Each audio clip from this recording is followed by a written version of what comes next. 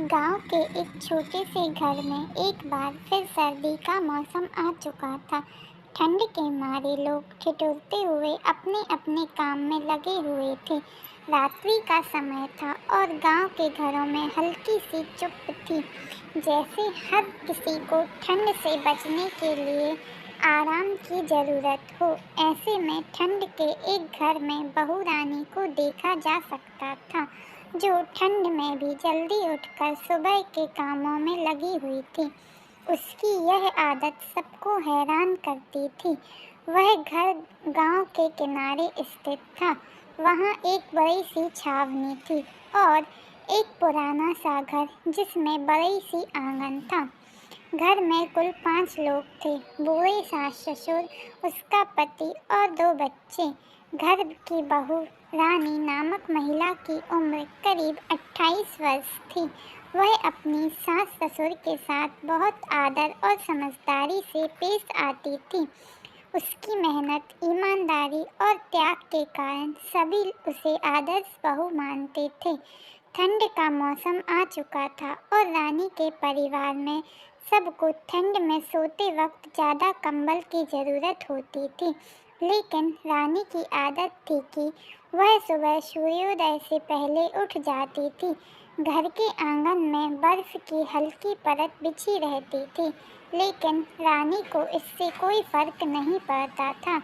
वह नहाने के बाद घर के काम में जुट जाती थी, चाय बनाती, बच्चों को उठाती और सास ससुर के लिए भोजन तैयार करती।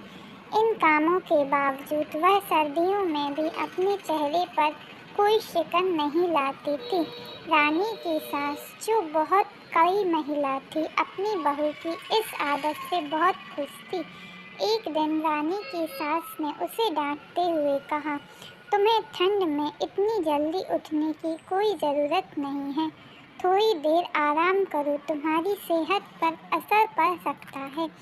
लेकिन रानी मुस्कुराते हुए बोली, माँ, मेरे लिए यह आदत बन चुकी है। मुझे सर्दियों में भी जल्दी उठने में कोई परेशानी नहीं होती।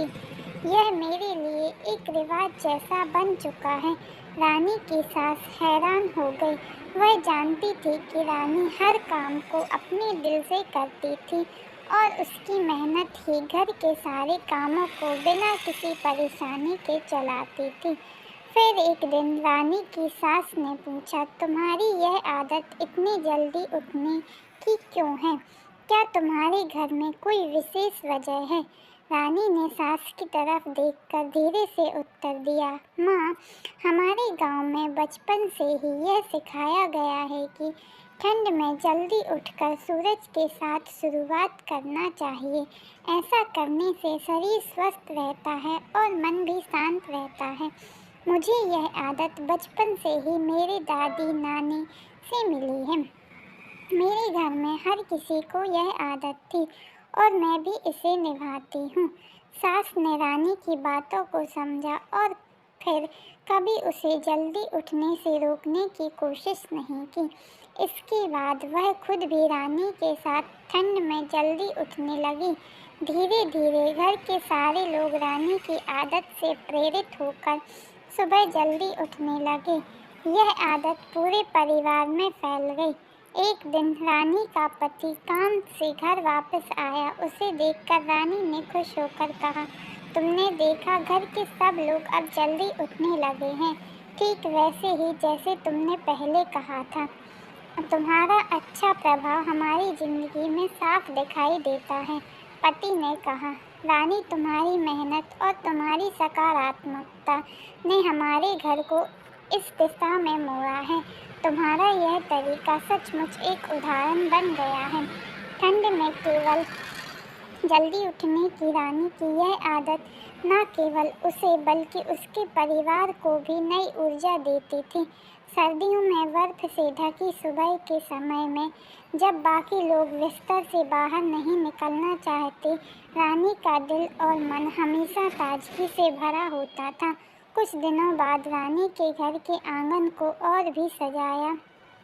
उसने वहाँ छोटे छोटे पौधे लगाए जो ठंड के मौसम में खिलने लगे। सुबह सुबह उन पौधों को देखना और उनका ख्याल रखना रानी का पसंदीदा काम बन गया था। अब वह आंगन में बैठकर चाय पीती और अपने परिवार के साथ दिन की शुरुआत करती। रानी की आदत, उसकी प्रेरणा और मेहनत ने उसके परिवार को एक नई दिशा दी थी। ठंड में जल्दी उठने की रानी की आदत न सिर्फ उसकी खुद की सेहत के लिए फायदेमंद थी, बल्कि उसने पूरे घर के लोगों में एक नया आत्मविश्वास और ऊर्जा भर दी थी।